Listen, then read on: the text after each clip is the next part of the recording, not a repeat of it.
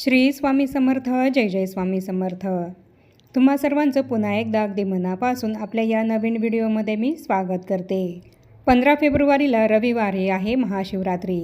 महाशिवरात्रीला भगवान महादेव आणि माता पार्वती यांचा विवाह हा झाला आहे. महाशिवरात्रीला प्रत्येकजण महादेवांचा कृपाशीर्वाद प्राप्त करून घेण्यासाठी महाशिवरात्रीचं व्रत करत असतो आणि तसंच महादेवांची पूजा सेवासुद्धा करत असतो. महाशिवरात्रीला अगदी भक्तिभावाने व्रत करून महादेव पार्वतीची सेवा केली जाते. भगवान शिवशंकर हे अतिशय भोळे आणि भक्तावर लवकर प्रसन्न होणारे असे देवता आहेत. भगवान शिवशंकरांची पूजा केल्याने ते आपल्यावर त्वरित प्रसन्न होतात आणि आपल्या सर्व इच्छा मनोकामना पूर्ण करत असतात. असं जरी असलं तरीसुद्धा महाशिवरात्रीला आपल्याला महादेवांची पूजा सेवा करत असताना काही महत्त्वपूर्ण नियम हे पाळायचे आहेत. कारण महादेव जरी आपल्या भक्तांवर त्वरित प्रसन्न होत असले तरीसुद्धा जर त्यांच्या पूजेमध्ये आपल्याकडनं काही चुका झाल्या तर ते तितकेच लवकर क्रोधितसुद्धा होत असतात. आणि म्हणूनच महाशिवरात्रीला महादेवांची सेवा करत असताना, पूजा करत असताना काही महत्त्वपूर्ण नियम हे आपल्याला पाळायचे आहेत.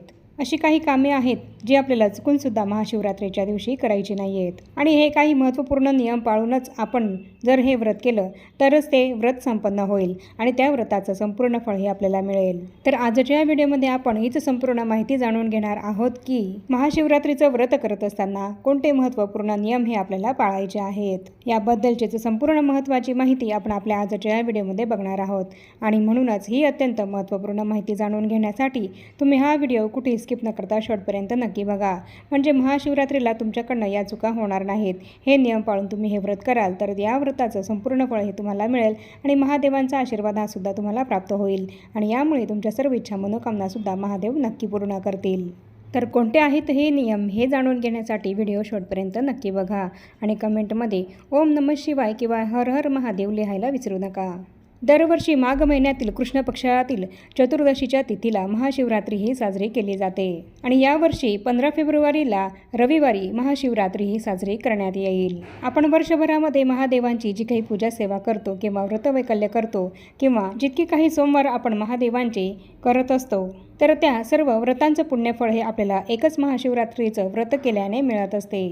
आणि म्हणूनच या महाशिवरात्रीला आपल्या हिंदू धर्मामध्ये अनन्यसाधारण असं महत्त्व आहे. तसं बघायला गेलं तर प्रत्येक महिन्यामध्ये कृष्ण पक्षामध्ये शिवरात्री ही येत असते. पण या सर्व शिवरात्रींमध्ये अत्यंत महत्त्वपूर्ण अशी शिवरात्र आहे ती म्हणजेच माघ महिन्यात कृष्ण पक्षामध्ये चतुर्दशी तिथीला येणारी शिवरात्र होय.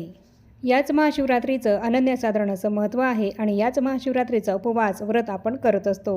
महाशिवरात्रीचा दिवस हा जितका महत्त्वपूर्ण मानला जातो तितकीच महाशिवरात्रीची रात्र ही सुद्धा शिवपूजनासाठी अत्यंत महत्त्वपूर्ण मानली जाते. आणि म्हणूनच महाशिवरात्रीच्या रात्रीला जागरण करण्याला आणि महादेवांच्या पूजेला सेवेला अनन्यसाधारण असं महत्त्व आहे. आणि याच महाशिवरात्रीच्या दिवशी ब्रह्मांडातील सर्व शिवलिंगांमध्ये शिवतत्वाचा संचार हा होत असतो. आणि त्याचप्रमाणे महाशिवरात्रीच्या दिवशी हे शिवतत्व आपल्या पृथ्वी तलावर नेहमीपेक्षा 1000 पटीने जास्त अधिक प्रमाणामध्ये सक्रिय आणि कार्यरत झालेले असते. याच दिवशी शिवलिंगांमध्ये शिवतत्व हे प्रविष्ट होत असतं. त्यामुळेच शिवलिंगांची भक्ती भावपूर्ण उपासना आपण या दिवशी जर केली तर त्यामुळे ती थेट शिवशंकरांपर्यंत पोहोचत असते. आणि आपली केलेली पूजा उपासना शिवशंकरांपर्यंत त्वरित पोहोचल्यामुळे आपल्याला भगवान महादेवांची विशेष कृपाही प्राप्त होत असते. स्कंदपुराणानुसार धूप दीप नैवेद्य पूजा इत्यादी गोष्टींनी जितके महादेव हे आपल्यावर प्रसन्न होत नाही तितकेच ते फक्त महाशिवरात्रीचे व्रत केल्याने आपल्यावर त्वरित प्रसन्न होत असतात. आणि म्हणूनच महाशिवरात्रीच्या दिवशी व्रत करण्याला उपवास करण्याला अनन्यसाधारण असं महत्त्व आहे. तर महाशिवरात्रीला व्रत करण्यासोबतच आपल्याला काही महत्त्वपूर्ण नियम हे पाळायचे आहेत. आणि या दिवशी आपल्याला महादेवांची पूजा ही कशी करायची आहे हेच आपण आता जाणून घेऊया. तर यातलाच पहिला महत्त्वाचा नियम आहे तो म्हणजे आपण जेव्हाही महादेवांची पूजा करतो तर तेव्हा आपण कधीही उभं राहून भगवान शिवांचे पूजन हे करू नये. महादेवांना जल अर्पण करताना ते आपल्याला बसूनच अर्पण करायचं आहे. आणि जेव्हाही तुम्ही भगवान शिवांना जल अर्पण कराल तर यामध्ये सर्वात आधी नंदीदेवांचे पूजन करावे आणि यानंतर भगवान गणपतींचे पूजन करावे आणि यानंतर भगवान कार्तिकेयांचे पूजन करावे आणि त्यानंतर माता पार्वतीचे पूजन करावे आणि त्यानंतर जलाधारीमध्ये जल अर्पण करून शेवट भगवान शिवाच्या शिवलिंगावर जल अर्पण करावे. नियम दुसरा, आपल्याला नेहमी ही एक गोष्ट लक्षात ठेवायची आहे की जेव्हाही आपण शिवलिंगाचे पूजन हे करू तर तेव्हा शिवलिंगाच्या दक्षिण बाजूला बसूनच आपल्याला ही पूजा करायची आहे. दक्षिण बाजूला बसून आपले तोंड हे उत्तरेकडे येईल या पद्धतीने बसून आपल्याला शिवपूजा ही महाशिवरात्रीला करायची आहे. शास्त्रांमध्ये सुद्धा असं सांगण्यात आलेलं आहे की शिवपूजन हे नेहमी उत्तरेकडे तोंड करूनच करावे. पुढचा महत्त्वाचा नियम आहे तो म्हणजे शिवभक्ताने नेहमी शिवपूजन करताना आपल्या मस्तकावर भस्म लावूनच शिवपूजा करावी. आणि जर आपल्याकडे रुद्राक्ष असेल तर आपण रुद्राक्ष घालूनच शिवपूजन हे केलं पाहिजे. तर अशा पद्धतीने आपल्याला स्वतःच्या कल्याणासाठी आणि महादेवांची कृपा प्राप्त करून घेण्यासाठी या पद्धतीने महाशिवरात्रीला शिवपूजन हे करायचे आहे. पुढचा महत्त्वाचा नियम म्हणजे भगवान शिवांच्या पूजेमध्ये नेहमी या 7 वस्तू आपल्याजवळ असल्याच पाहिजेत.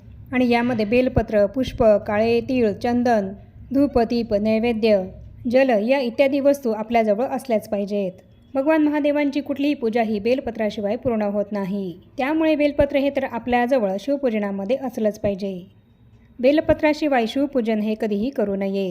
आणि जर समजा शिवपूजन करताना तुमच्याजवळ बेलपत्र नसेल, तुम्हाला जर बेलपत्र हे नाही मिळालं तर मग अशा वेळेस शिवलिंगावरीलच बेलपत्र घेऊन ते आधी स्वच्छ धुवून घ्यायचं आहे आणि त्यानंतर ते भगवान शिवांना अर्पण करायचे आहे. त्याचप्रमाणे भगवान शिवांना बेलपत्र अर्पण करत असताना ते कुठेही तुटलेले किंवा खराब झालेले असे बेलपत्र आपल्याला चुकूनही भगवान शिवांना अर्पण करायचे नाही आहे. तर एका बेलपत्राला 3 पानं असलेले किंवा 5 पानं असलेलेच बेलपत्र हे आपल्याला भगवान महादेवांना अर्पण करायचे आहे. मग तुम्ही महादेवांना 108 बेलपत्र जरी अर्पण करत असाल तरी ते तेव्हा तुम्हाला सुस्थितीमध्ये असलेले आणि तसंच एक बेलपत्राला 3 दल म्हणजे 3 पानं असलेले असेच बेलपत्र हे तुम्हाला महादेवांना शिवलिंगावर अर्पण करायचे आहे. ज्या बेलपत्राला 3 पानं नाही आहेत, 3 दल हे नाही आहेत, 2च आहेत किंवा 1च आहे, तर असं बेलपत्र चुकूनही महादेवांना अर्पण करू नका. आणि जर तुम्ही बेलाच्या झाडावरून बेलपत्र तोडून ते महादेवांना अर्पण करत असाल तर हे बेलपत्र तुम्हाला बेलाच्या झाडावरून तोडण्याआधी त्या बेलाच्या झाडाला तुम्हाला हात जोडून नमस्कार करायचा आहे आणि नंतरच ते बेलाचं पान तुम्हाला तोडायचं आहे. महाशिवरात्रीचा सगळ्यात महत्त्वाचा नियम आहे, जर तुम्हाला महादेवांच्या पूजेमध्ये एखादी वस्तू ही जर मिळाली नाही तर नाराज होण्याचं काहीच कारण नाही. पण पूजा करताना, व्रत करताना महादेवांच्या शिवलिंगावर चुकीच्या वस्तू या अजिबात अर्पण करू नका. आणि आपल्याला बेलपत्र हे शिवलिंगावर अर्पण करताना ते नेहमी पालथे आणि त्याचा दांडा हा आपल्याकडे येईल अशाच पद्धतीने अर्पण करायचं आहे.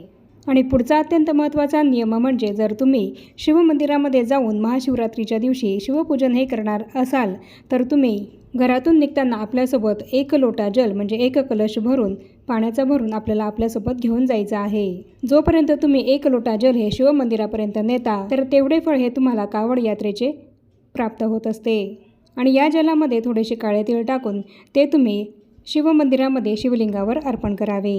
भगवान शिवांना जलाची धारा ही अत्यंत प्रिय आहे आणि शिवपिंडीवर आपल्याला जल हे नेहमी हळूहळू आणि सावकाश अर्पण करायचं आहे.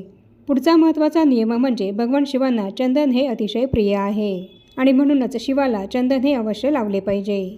शिवपूजन केल्यानंतर शिवलिंगावर चंदनाने ओम हे अक्षर लिहावे. यामुळे आपले दुर्भाग्य हे नष्ट होते. जी व्यक्ती बेलपत्रावर चंदन लावून ती भगवान शिवाला अर्पण करते तर त्या व्यक्तीच्या समस्त अमंगलाचे निवारण स्वतः भगवान शिवशंकर करत असतात.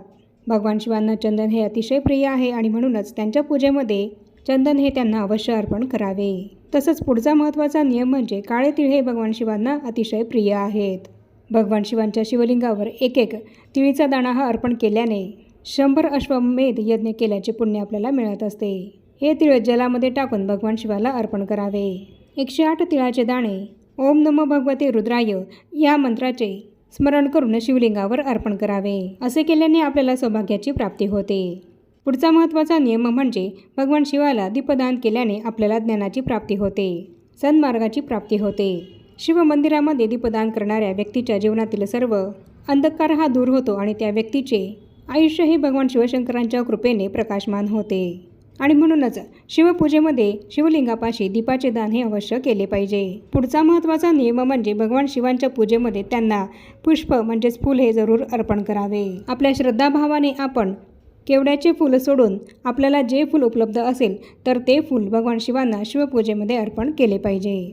आणि त्याचप्रमाणे भगवान शिवांच्या पूजेमध्ये नैवेद्याच्या स्वरूपामध्ये त्यांना गूळ किंवा खीर ही जरूर अर्पण करावी.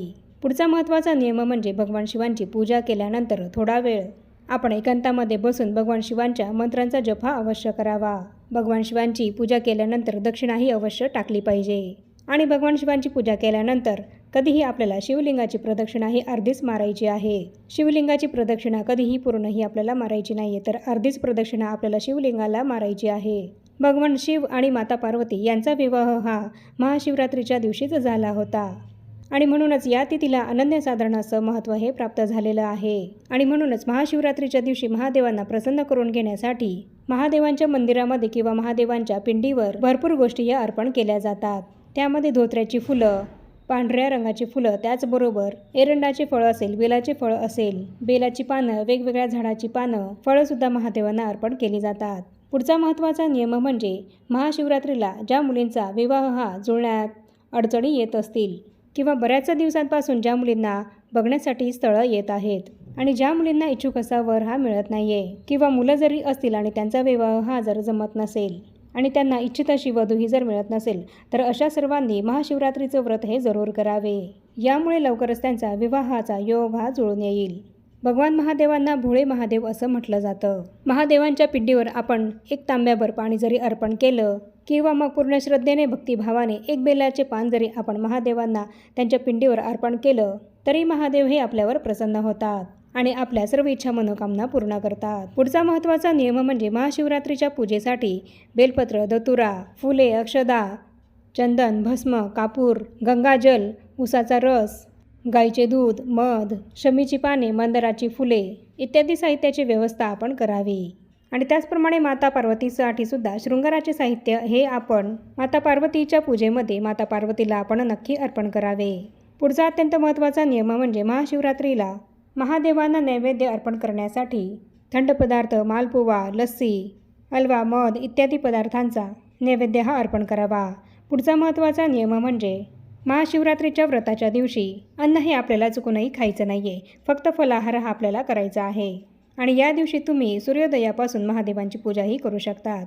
पुढचा महत्त्वाचा नियम म्हणजे महाशिवरात्रीच्या दिवशी आपल्याला ब्रह्मचर्याचे पालन हे करायचे आहे. पुढचा महत्त्वाचा नियम म्हणजे महाशिवरात्रीच्या रात्री आपण जागरण हे अवश्य करावे आणि शिवमंत्रांचा जप किंवा शिवभजन हे जरूर करावे.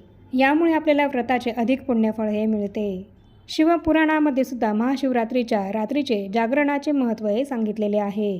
पुढचा महत्त्वाचा नियम म्हणजे महादेवांना रुद्राभिषेक हा करण्यासाठी दुधाचा वापर केला जातो. त्याचप्रमाणे तुम्ही दह्याचा, पंचामृताचा किंवा मधाचा सुद्धा वापर रुद्राभिषेक करण्यासाठी करू शकतात. पुढचा महत्त्वाचा नियम म्हणजे महाशिवरात्रीच्या दिवशी जास्त वेळ झोपून राहू नका. शक्यतोवर पहाटे लवकर उठण्याचा किंवा सूर्योदयापूर्वी उठण्याचा प्रयत्न करा.